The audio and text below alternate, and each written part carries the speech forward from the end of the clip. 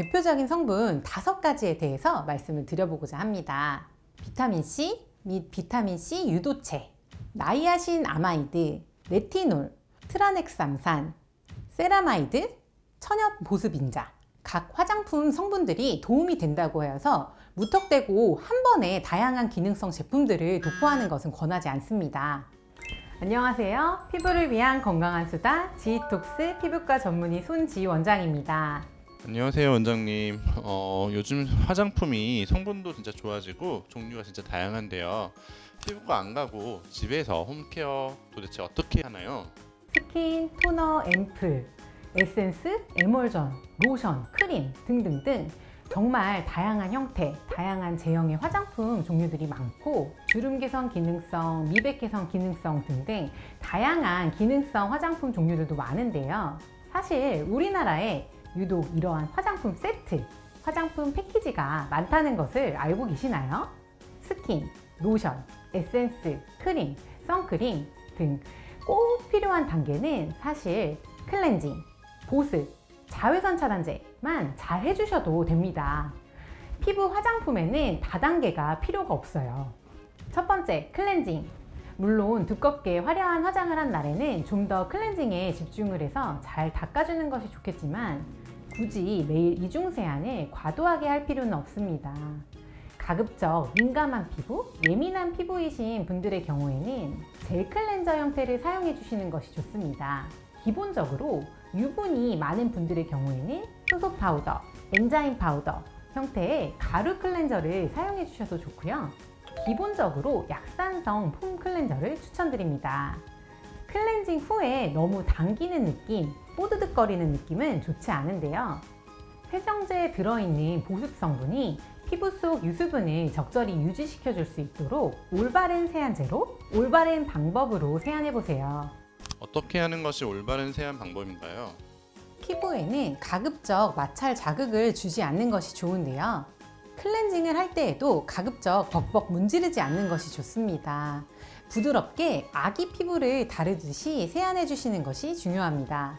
화장 솜으로 문지르듯이 쓸어내듯이 닦아내거나 클렌징 티슈를 사용해서 벅벅 닦아내는 것은 좋지 않아요. 또한 민감한 피부이신 분들일수록 가급적 진동 클렌저나 도구를 이용한 클렌징은 피해 주시는 것이 좋습니다. 두 번째, 보습. 다양한 형태, 다양한 제형의 화장품들은 사실 물은 정도, 발림성의 차이가 큰 것이지 실제 기능이나 하는 역할은 크게 다르지 않습니다. 결국 가장 중요한 것은 보습인데요. 피부 장벽 강화가 그 핵심이라고 보시면 됩니다. 피부 보습이 잘 이루어져야 피부 장벽이 튼튼하게 잘 유지되고 외부 자극에도 쉽게 무너지지 않고 민감해지지 않습니다. 사실 모든 단계를 다 할 필요는 없고 환자분의 피부 상태에 따라서 건조감이 심한 유분이 없는 분들의 경우에는 크림 타입을, 건조감과 함께 유분이 조금 있는 분들의 경우에는 산뜻한 로션 타입의 보습제를 사용해 주시는 것이 좋습니다. 사실 스킨이나 토너의 경우에는 보습보다는 피부결 정돈이나 유효 성분의 흡수를 돕는다는 개념의 단계인데요. 건너뛰어도 괜찮습니다. 오늘의 보습이 내일의 탄력이 된다는 말도 있듯이 결국 보습이 잘 이루어져야 피부 건강을 누려볼 수 있습니다. 마지막으로 자외선 차단제. 선크림은 아무리 강조해도 지나치지 않습니다. 이미 많은 분들이 그 중요성을 알고 또 하루에도 여러 번 덧발라주는 것이 좋음을 점차 많이 알고 계시는데요. 자외선은 피부 노화의 원인 중에 하나로 주름, 색소 침착, 탄력 저하, 안면 홍조, 혈관 확장 등 다양한 영향을 주게 됩니다. 자외선 차단만 잘 해주어도 나중에 해야 하는 탄력 리프팅 시술을 줄일 수 있습니다. 또한 기미, 잡티, 색소 침착, 검버섯 등뿐만이 아니라 광선 각화증과 같은 피부암 전 단계라든지 피부암으로도 이어질 수가 있기 때문에 굉장히 중요합니다. 얼마나 자주 덧발라 주는 것이 중요할까요? 충분한 양을 2~3시간에 한 번 덧발라 주시는 것이 중요하고요. 흐린 날씨나 실내에 주로 머물고 있다 하더라도 창문이 있고 햇빛이 있다면 자외선 차단제를 꼭 도포해 주시는 것이 필요합니다. 제가 사용하는 화장품의 성분이 굉장히 궁금한데요. 그것을 확인할 수 있는 방법이 있을까요? 화장품의 모든 성분은 라벨에 적혀 있는데요. 2008년 식약처에서 화장품 내용물의 모든 성분을 소비자에게 공개하도록 전성분 표시제를 법률로 정했습니다. 모든 성분은 함유량이 높은 순서대로 표기하도록 되어 있습니다. 특히 성분 중 하나를 제품 이름으로 사용할 경우에는 특히 그 성분의 함유 수치를 정확하게 표기하도록 되어 있는데요. 최근에는 다양한 성분 화장품에 대한 그런 어플리케이션도 많이 나와 있어서 좀 더 쉽게 성분을 알고 화장품을 골라볼 수 있는 것 같아요. 그렇다면은 그 많은 화장품 성분 중에서 특히 관심 있게 보면 좋은 원장님께서 추천해 주실 만한 성분은 어떤 것이 있을까요? 정말 다양한 성분들이 있지만 오늘 영상을 통해서 대표적인 성분 5가지에 대해서 말씀을 드려보고자 합니다.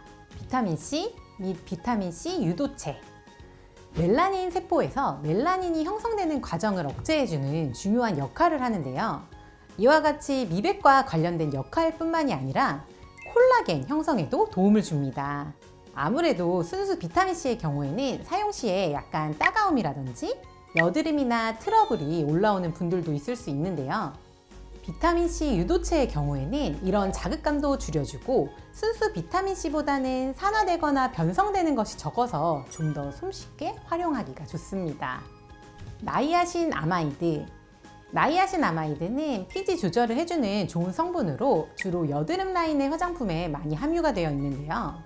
염증 완화뿐만이 아니라 미백 효과에도 좋아서 여드름 갈색 자국, 색소 침착 완화에도 도움이 됩니다. 피지가 많은 분들이나 피부톤이 붉고 착색이 되어서 얼룩덜룩한 분들은 꼭 기억해 주세요. 레티놀. 워낙 유명해서 이미 많은 분들이 알고 계실 레티놀. 전문 의약품으로 스티바 A와 같은 레티노이드 성분이 굉장히 유명해서 품절 대란이 있기도 했었죠. 주름 개선, 톤업, 색소 침착 완화, 트러블, 여드름 완화까지 얼굴의 전반적인 개선과 동시에 항노화 기능까지 있는 만능템입니다. 다만 자극감이 있을 수 있는 성분이어서 민감성 피부이신 분들은 처음에 시작할 때 소량씩, 굉장히 소량씩 얇게 펴발라 주시는 것이 좋은데요. 매일 도포를 하는 것보다는 이틀에 한 번, 격일 도포 등으로 용량과 횟수를 줄여서 시도해 보시는 것이 좋습니다. 트라넥삼산. 트라넥사믹 애시드라고 하는 성분은 먹는 기미약으로도 많이 알려진 도란자민 성분이기도 한데요. 기미 치료 시에 피부과 원내에서도 많이 활용하고 또 사용하는 성분입니다. 주사로 직접 주입을 하기도 하는데요.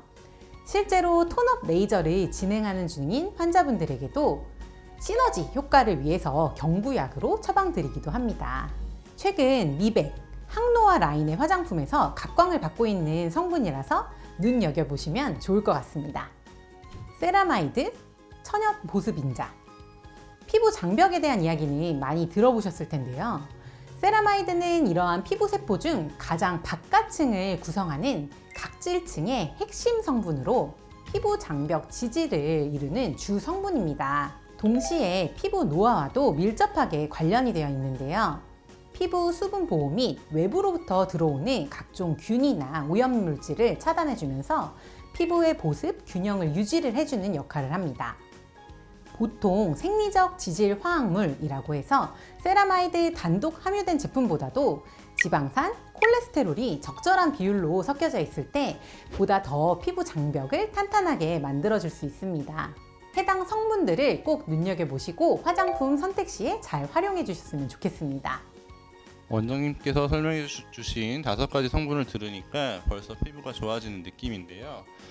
이것을 어떻게 발라야 할지 좀 막막합니다. 원장님만의 꿀팁이 있으면 좀 알려주세요.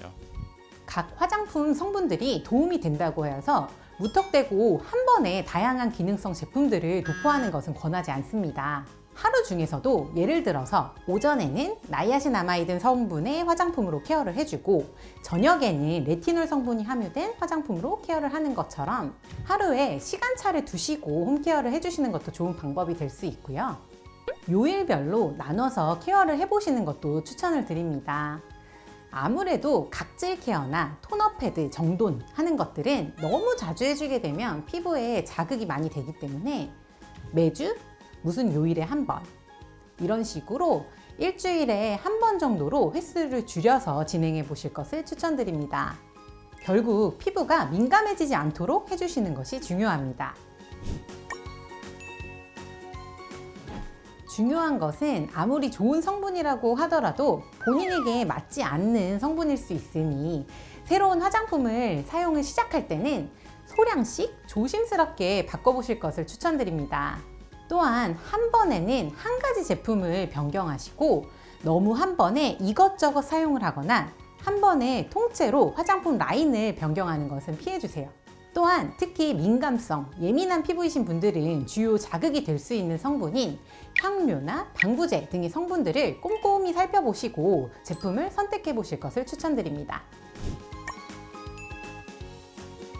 오늘 영상이 화장품을 바라보는 바른 시선에 도움이 되었으면 좋겠고 여러분의 건강한 피부를 위한 한 걸음에 도움이 되었으면 좋겠습니다.